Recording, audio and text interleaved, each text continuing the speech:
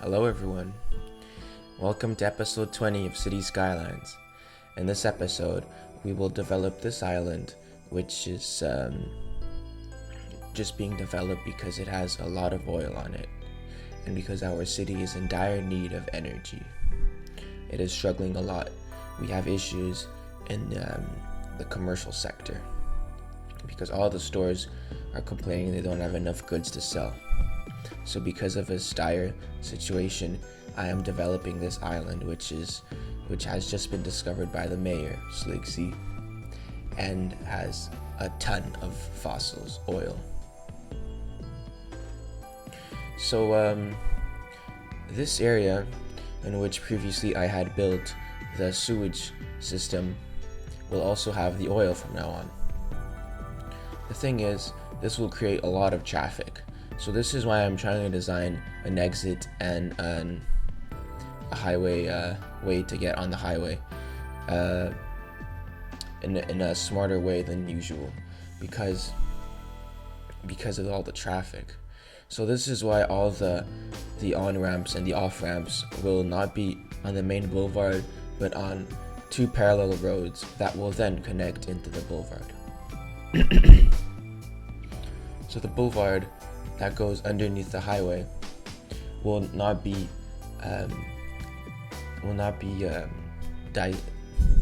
connected with roads through it all the time. It will only be at a few essential key points, and that way traffic will flow much better. Also, why I wanted this boulevard to be relatively free of immediate traffic is because I will build a city to the left of the island and to the right. They won't really be cities, but they'll be to the left there will be a nice little village, and to the right there will be a suburb of Montreal. And the reason why I'm building these two cities is because later on I noticed that this whole oil plant needs a lot of workers, and I mean, even after putting bus lines to get here from the city, like direct express lines, which I was like, okay, this is gonna be perfect because everyone's gonna take the bus and come to work. And especially I did that because there were so many cars coming, so I wanted to get less traffic. But still, they were complaining there wasn't enough workers. So then I created a little village. And anyway, you guys are gonna see as the episode is gonna advance. So now I'm placing the basic services because this island is so far from the main city that it needs all these services for sure. And a few parking lots here and there. I called it Khalil's Land. I mean, later I did change the name to Trenton's Land. So yeah. This is something very cool I wanted to place. It's like police that's like a roadblock or something like that. The thing is, it comes with a weird road. So that was just too much for me and I had to delete it. And I'm sad I couldn't use it, but there's worse things in life. So now I'm just using another police station, which looks really good too, except I need to find a perfect spot for it because it's too big. So it won't be on the main road, but it'll be just on the second road. So I'm adding a gas station because I'm actually adding two gas stations. Obviously they need gas, but also because, I mean, this is right next door to the oil refinery plants. I mean, it would be quite ironic to not have any gas stations here. So yeah, my goal for this whole island is to have a very nicely flowing traffic situation. I mean, this could become very, very bad real quick because of all the traffic that's gonna come, especially because I will also put a freight train station, which, oh sweet Jesus, will cause a lot of traffic. So yeah, this is a nice little squiggly boulevard that leads into our first village that I'm building right now. And I will change the boulevard to one with the median, just so that it's more cozy, you know what I mean? And yeah, it ends nicely in like a trifecta of roads. And yeah, this is one little cozy town. It'll be pretty small. It'll have like 1,500 people living in it, and like the tallest building will be a church. You know, that's the way to go. So yeah.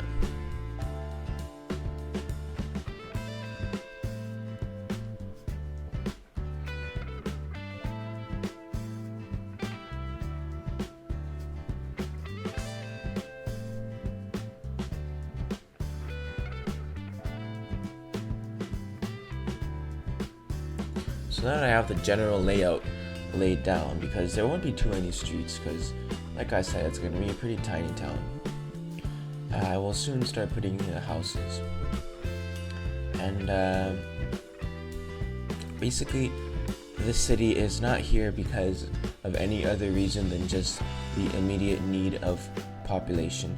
Well, that is my story behind it. But for my city's lore, this is an older village that has been here for a little while. It's, you know, a classic little suburban village which has developed quite a while ago. And it didn't develop because of the expansion of Montreal. It just developed itself independently. It's just a nice little community that just obviously they depend heavily on Montreal, but they're quite self-sustainable. So here goes in the church. They need their own little clinic. There is one in the mining operation, but that is way too far. So basically this village has been here way before the mining operation has even gotten on this island. So this island used to be all covered in forests and everything, but due to the mass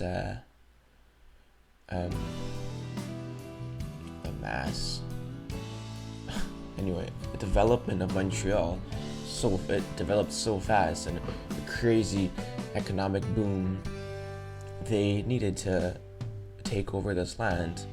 And initially it was Khalil that took it, and he developed it with all of his money from South Arabia. And I mean, then those things happened, like there were some conflicts because he was just like, apparently he was using it to do some money laundering. So that too, but that's just rumors from the little village and from Montreal. But the thing is, then they said, okay, Khalil, like, well, also he didn't even live in Montreal. He was from Saudi Arabia, so he would actually live in Saudi Arabia. He would just use this to make money, and apparently money laundering. So they got rid of him, and some businessman from Montreal named Bill Trenton bought it, and since then it's called Trenton's Land.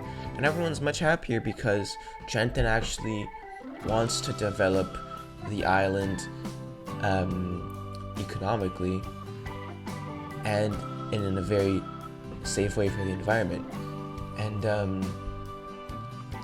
well, as safe as oil can get, right? But it is still a crazy big change compared to Khalil, which was completely oblivious of his impact on the island and its community.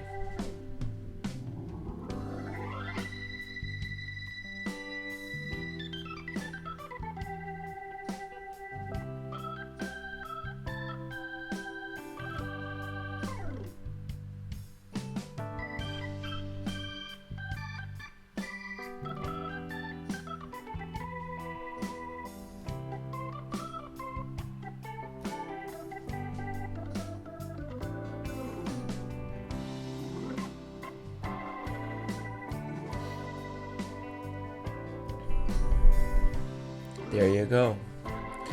It took a little time because they were signing contracts and things with Trenton, and they had to see if Trenton had enough money and if the bank would lend him money. But finally it happened, and everyone's so much happier now, except Khalil. But Khalil has much more money and in other operations around the world. So, you know, it would have been a bigger loss for us if Khalil would have stayed.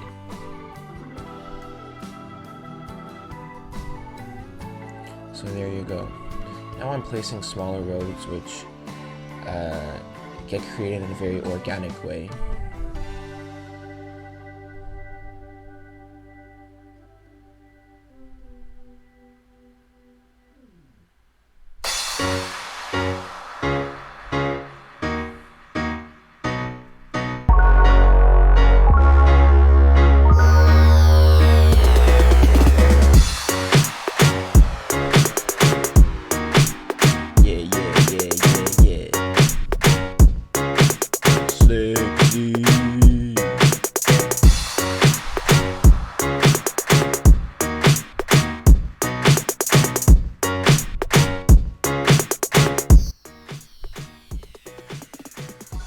Yeah, so I mean, now is fast forward in time, 2 years later, under the influence of Trenton, and the oil refinery has expanded quite a bit.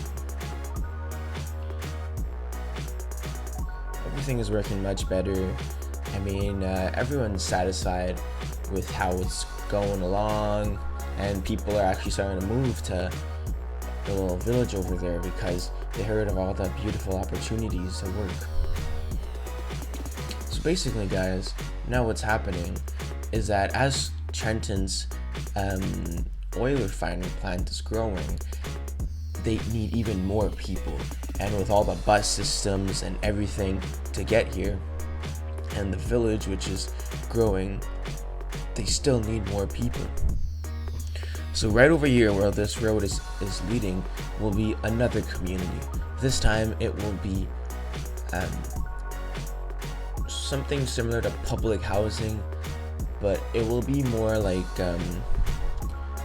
multiple housing units which will house multiple families, and it'll be apartments, some taller, like 20 floors, some 15 floors, but mostly houses and townhouses, and houses will be like 4 floors high, something like that, and they will house multiple families, and they will be very densely packed. And all this is part of the initiative of Trenton to develop the island and in turn Montreal. So he got rid of all the oil residue on this part of the island just so that it stays clean and that new communities aren't stressed and worried about moving over here. So this community that I will be building now, I won't be able to finish it in this episode because I aim on making it very big and very detailed, and I will put lots of love into it. So that's why I'm not rushing my way into it, and I know I could have put the whole thing in this episode, maybe, but then it would have made a quite long episode, maybe like 50 minutes, and I don't think you guys want that. So that's why in the next episode I will finish this thriving new neighborhood, which I will call Rosedale. But yeah, so here come the new housing complexes. Basically, there will be a couple of this form. They're like 4 stories high, and they probably house 30 families, 40 families per complex maybe. So there you go. And this is the solution to the crazy demand in workers, because this whole neighborhood, as you're going to see, is going to be very densely packed. It won't be like skyscrapers or whatever, but it will be lots of houses. So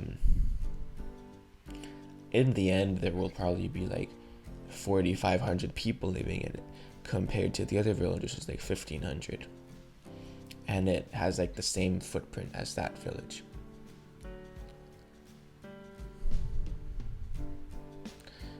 So all these people are walking, but initially what made me like a bit not really understand what was happening was that they didn't come by cars. Like, if you look around, there are no cars. You're just walking to work. But I'm using a Rico mod, and Rico mod makes you place unique buildings how many times, like as many times as your heart desires. But the thing is, and also they will like, let's say the modder builds a skyscraper and it is like an office building.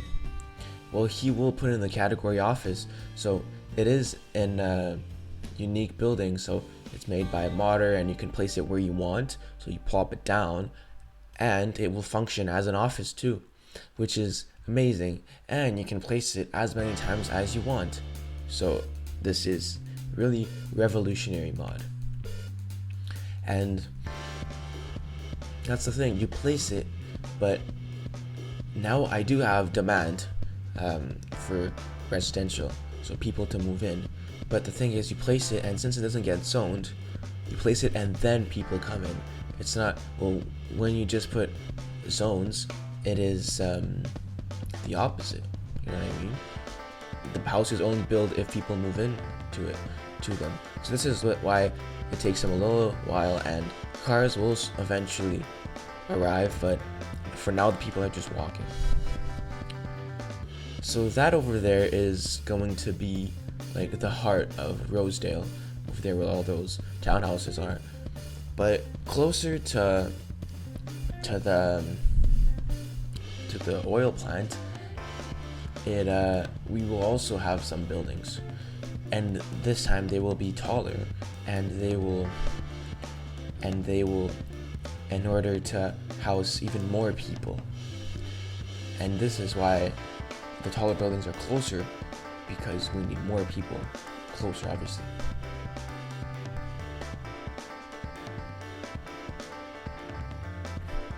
This whole neighborhood is not going to be the fanciest neighborhood, and the way I designed it is that the further you go from the oil plant, the nicer the buildings will be and the more luxurious it will be. So over here at this roundabout, which is almost dangerously close to the oil plants, is not one that everybody dreams to live in, but it is perfect for anyone who needs money, because you can literally walk to work in 2 minutes.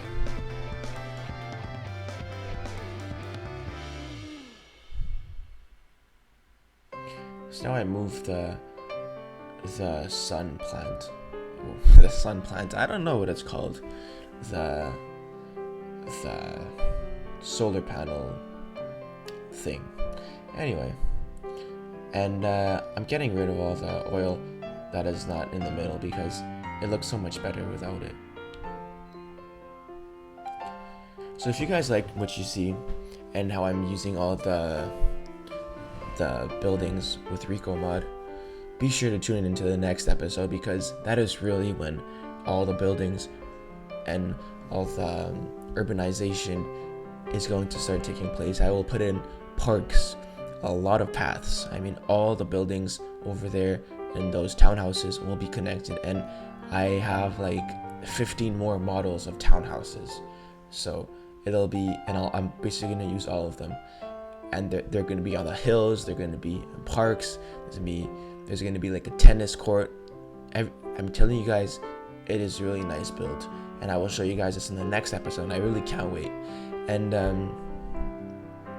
yeah, so I mean, if there is one thing I love in this game, it is to place buildings. So that's why Rico mod is perfect, because I get to place them where I want. Because what I meant by placing them is by plopping them. I just love doing that. So thanks for watching, guys. I hope you guys enjoyed, And be sure to tune into the next episode to see how the whole area is going to develop. But bye, guys. Please like and subscribe.